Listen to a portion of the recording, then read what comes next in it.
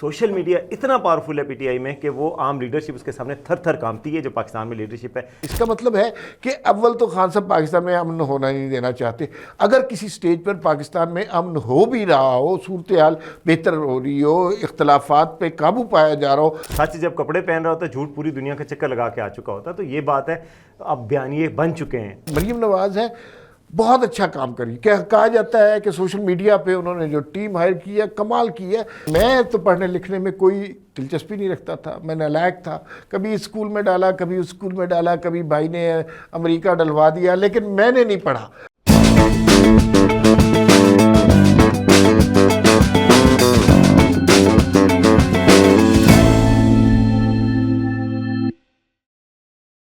नाज़रीन अस्सलाम वालेकुम, मैं और वसीम अब्बासी वी टॉक में आपकी खिदमत में हाजिर हैं। 4 मौज़ूआत पर हम बात करेंगे। अंसार भाई साहब ने खबर दी है कि पीटीआई का सोशल मीडिया जो है वो पीटीआई के लीडरों से, क़यादत से ज़्यादा ताकतवर हो गया है। मरीम नवाज़ ने आज खिताब किया और पीटीआई के खूब लत्ते लिए, बड़ा क्रिटिसाइज़ किया। उन्होंने क्या गुफ्तगू की, किस मैनर में गुफ्तगू की, उसके हवाले से बात करेंगे। अच्छा, अली अमीन गंडापुर ने आज इकरा यूनिवर्सिटी से ख़िताब किया और क्या ख़िताब किया, ओए होए होए, उसकी तफसीलात आप सुनेंगे ना, अपने बच्चों को स्कूलों से निकलवा देंगे और काम उन्हें करवाएंगे। और आखिर में सोशल मीडिया पर अब क्रैकडाउन होने वाला है और जुर्माने और लंबी सज़ाएँ, वो क्या सिलसिला है। पहले वसीम भाई साहब ये बताएं, अंसार भाई साहब की खबर पे बात कर लेते हैं। वो कहते हैं कि पीटीआई का सोशल मीडिया पीटीआई से ज़्यादा ताकतवर है, ये कैसे हो गया? बिल्कुल सही बात है। इमरान खान साहब के जो सोशल मीडिया है, इमरान खान साहब खुद प्रमोट करते रहे और जो पावर जबरान इलियास की है ना, वो बैरिस्टर गौहर की नहीं है। जबरान इलियास यानी सोशल मीडिया के उनके हेड। तो बिल्कुल यही बात है। सोशल मीडिया जो है, आप इससे पहले एक ऑडियो लीक हुई थी, याद है आपको, जो रऊफ़ हसन साहब के फ़ोन से निकली थी, जिसमें जबरान इलियास डांट रहा था बैरिस्टर गौहर को। तो ये अंसार अब्बास साहब की खबर बिल्कुल दुरुस्त है। और सोशल मीडिया इतना पावरफुल है पीटीआई में कि वो आम लीडरशिप उसके सामने थर थर कांपती है जो पाकिस्तान में लीडरशिप है। कल बैरिस्टर गौहर ने आके बयान दिया फेक न्यूज़ के खिलाफ। उन्होंने कहा कि इमरान खान एक तो ठीक है, दूसरा अमवात इतनी नहीं हुई, सैकड़ों अमवात से मैं लाताल्लुक़ होता हूँ, सिर्फ 12 अमवात की मैं कंफर्म करता हूँ। उसके बाद पूरा पीटीआई का सोशल मीडिया उनके पीछे पड़ गया था। तो ये बिल्कुल सही बात है। अच्छा, इसमें ये भी बात हमने देखी कि अब सोशल मीडिया इतना ताकतवर हो गया है कि वो अपनी जमात के कायदीन से ज़्यादा इंपॉर्टेंट हो गया। कायदीन खौफज़दा रहते हैं और खौफज़दा इसलिए रहते हैं कि ये उनको वर्करों को भड़काते हैं कि ये गद्दार है, ये इमरान खान के साथ ज़्यादती कर रहा है, और फिर उनके घरों पर हमले भी करवाते हैं और फिर गालम गलोच और आर्टिफिशियल इंटेलिजेंस से जो गलीज़ तस्वीर बना सकते हैं, ये सब कुछ करते हैं। तो लोग खौफज़दा रहते हैं पीटीआई के सोशल मीडिया से। बहुत सारे डिसीजन इस वजह से नहीं हो पाते कि लोगों को ये डर होता है कि इस सोशल मीडिया के ज़रिए हमारी क्या तज़हीक होगी और तस्दील होगी, और दिन ब दिन ये कार्रवाई बढ़ती जा रही है। अभी जो कल वाला वाक़या आपने जिक्र किया, 5 लोग मिले हैं इमरान खान से और वो बात कर रहे हैं कि हमारी मीटिंग में ये बात हुई है, ये इमरान खान ने कहा, लेकिन सोशल मीडिया एक और कहानी सुना रहा है। इसका मतलब है कि अव्वल तो खान साहब पाकिस्तान में अमन होना नहीं देना चाहते। अगर किसी स्टेज पर पाकिस्तान में अमन हो भी रहा हो, सूरत हाल बेहतर हो रही हो, इख्तलाफात पे काबू पाया जा रहा हो, तो पीटीआई का सोशल मीडिया जो अमेरिका से हैंडल हो रहा है वो एक नई लड़ाई करवाने में मसरूफ़ हो जाता है। उनका काम बुनियादी तौर पर हर वक्त एक से एक बड़ी जो है झूठी खबर क्रिएट करना। जैसे अभी पिछले दिनों इमरान खान के हवाले से इन्होंने कहा कि इमरान खान को मार दिया गया है और फिर उन्हें अडयाला जेल से जीएचक्यू ले गए, मुंह पे कपड़ा डाल दिया, बड़ी अजियत में। ऐसा ऑर्गेनाइज क्रिमिनल ग्रोह है कि वही खबर अमेरिका से चलती है, वही कोई बरतानिया से दे रहा होता है, वही कोई बहरीन में बैठा दे रहा होता है, और इस तरह ये खबर पूरे पाकिस्तान में फैल जाती है और हमें कई दिनों के बाद पता चलता है कि ये खबर गलत है। लेकिन आज मरीम नवाज़ ने खिताब किया, बड़े दिनों के बाद खिताब किया। उन्होंने कोशिश की कि एक बयानिया क्रिएट करें तहरीक इंसाफ के ख़िलाफ़। देर नहीं होगी इसमें? बिल्कुल देर हो गई जी। हमारे भाई क्या बयानिया आप क्रिएट करेंगे? आप कहते हैं ना, सच जब कपड़े पहन रहा होता है झूठ पूरी दुनिया का चक्कर लगा के आ चुका होता है। तो ये बात है, अब बयानिए बन चुके हैं। 300 अमवात, 400 अमवात, खून की होली, पता नहीं क्या क्या बयानिए बन चुके हैं। किस गार में छुपे हुए थे नून लीग वाले, मुझे समझ नहीं आई। या फिर देखें सारी बयानियाँ, कल एक डीपीओ अटक आए تو آپ دیکھیں کہ اس کے بعد سے لوگوں میں کتنی اویئرنیس آئی ہے کہ یار اصل میں کیا کیا حالات تھے. تو آپ کے پاس اگر اتنے سارے حالات ہیں, اتنے وسائل ہیں, آپ بیانیہ تو بالکل بنا نہیں رہے. آپ کو ایک سٹنگ ڈکس بنے ہوئے ہیں, اوپن ہینڈ ملا ہوا ہے دوسری سائڈ کو, جو مرضی بیانیہ بنائے. آپ اگر کچھ کر سکتے ہیں, کچھ کر رہے ہیں, کچھ ملک میں بہتر ہو رہا ہے, تو آپ کو لوگوں کو بتانا چاہیے نا. آج انہوں نے بتایا جی کہ ہم باہر سے ایسی چیزیں بنا رہے ہیں, منگوا رہے ہیں ویسٹ مینجمنٹ کے سلسلے میں, کہ 3 مہینے میں پورا پنجاب بالکل صاف ستھرا ہو جائے گا. سنا ہے کہ جی ڈیابٹیز کے لوگوں کو, مریضوں کو مفت میں دینا چاہ رہے ہیں, وہ بچوں کو, ان بچوں کو مفت میں انسولین دی جا رہی ہے. تو اس طرح کی یہ کافی مریض ہیں پاکستان میں.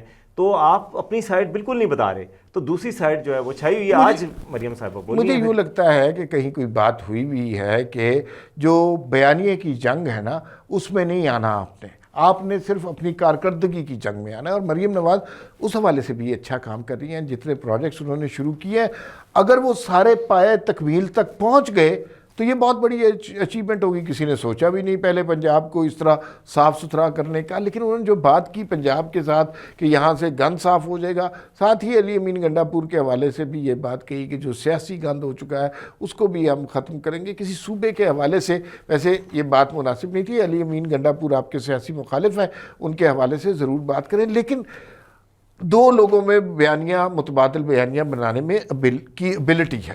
جانے وہ کیوں خاموش ہیں, ایک مریم نواز ہے, ایک نواز شریف ہے. نواز شریف ہے تو وہ کہیں اور مصروف نظر آتے ہیں, یا خاموش نظر آتے ہیں, یا جاتی عمرہ میں ٹریکٹر ٹھیک کروا رہے ہیں. اور مریم نواز ہے, بہت اچھا کام کری. کہا جاتا ہے کہ سوشل میڈیا پہ انہوں نے جو ٹیم ہائر کی ہے کمال کی ہے.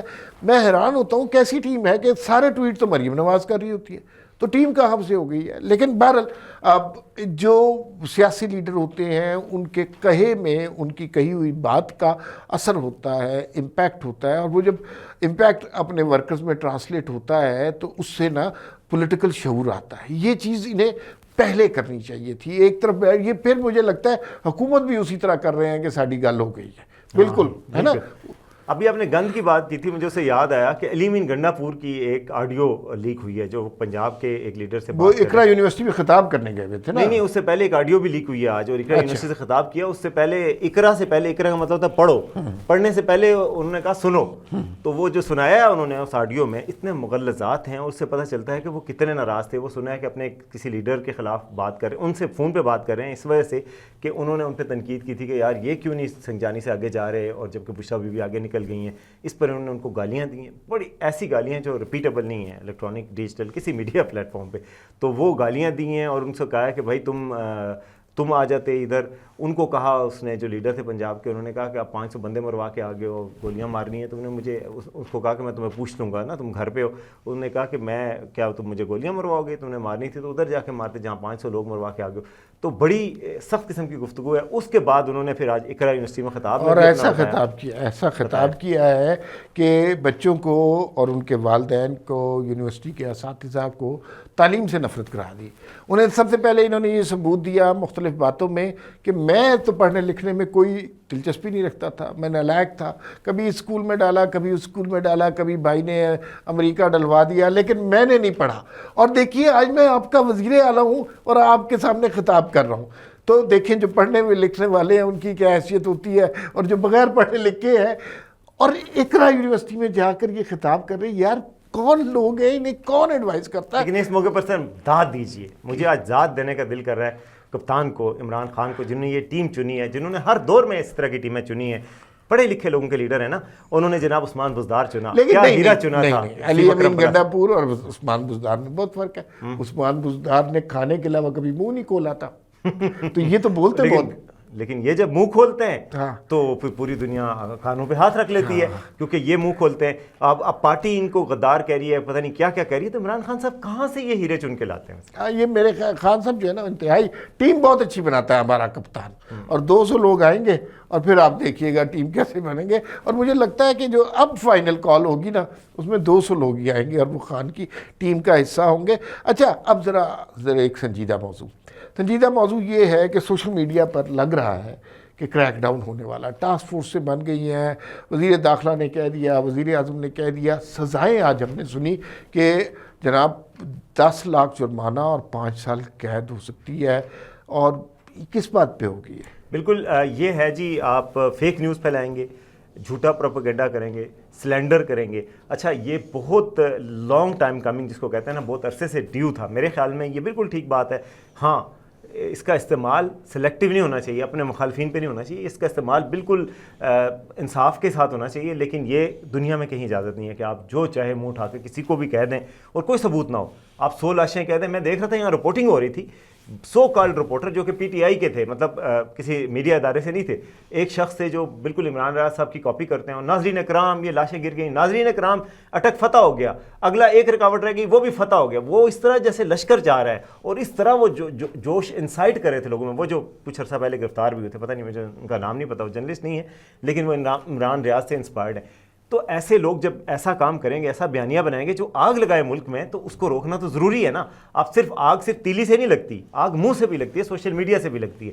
تو اس آگ کو روکنے کے لیے اگر کوئی جائز اقدام کریں گے تو میں تو بالکل اس کے حق میں ہوں کہ آپ جھوٹ بولیں, فیک نیوز پھیلائیں, فساد پھیلائیں آپ معاشرے میں, تو آپ کو سزا ملنی چاہیے. جرمانے کی سزا بالکل 10 لاکھ روپے جرمانے کی بھی ہے, 5 سال قید کی بھی ہے. اتھارٹی بنے گی, ڈیجیٹل رائٹس اتھارٹی ایک بن رہی ہے, جس کے تحت یہ ہوگا کہ جو غلط کنٹینٹ ہوگا, جو جھوٹا ہوگا یا اسٹیٹ کے خلاف ہوگا یا کوئی ایسی چیز ہوگی جو آبویس فیک نیوز ہے, تو اس کو ٹیک ڈاؤن بھی کر سکتے ہیں, اس کو ریموو کیا جا سکتا ہے. تو یہ اچھا, جیسے یوٹیوب پہ پورا وی لاگ آپ نے جھوٹ پہ مبنی کر دیا اور اس سے آپ کو $1000 آنے تھے, آپ کا وہ ٹیک ڈاؤن ہو گیا تو آپ کے ڈالر ختم ہو گئے. تو بیسیکلی فائنینشیل چوٹ پہنچانا. ٹھیک ہے, میں نہیں سمجھتا کہ اس میں جو گرفتاری کی سزا ہے اس کو زیادہ امپلیمنٹ کرنا چاہیے. جرمانے اور ان کے سوشل میڈیا ہینڈلز قابو میں کر لینے چاہیے, انہیں بند کر دینا چاہیے, تو اس ملک میں بہت سکون ہو جائے گا. لیکن ثبوت ملنے پر, سیاسی انتقام کے طور پر نہیں. فی الوقت اتنا ہی, پھر ملاقات ہوگی. اللہ حافظ.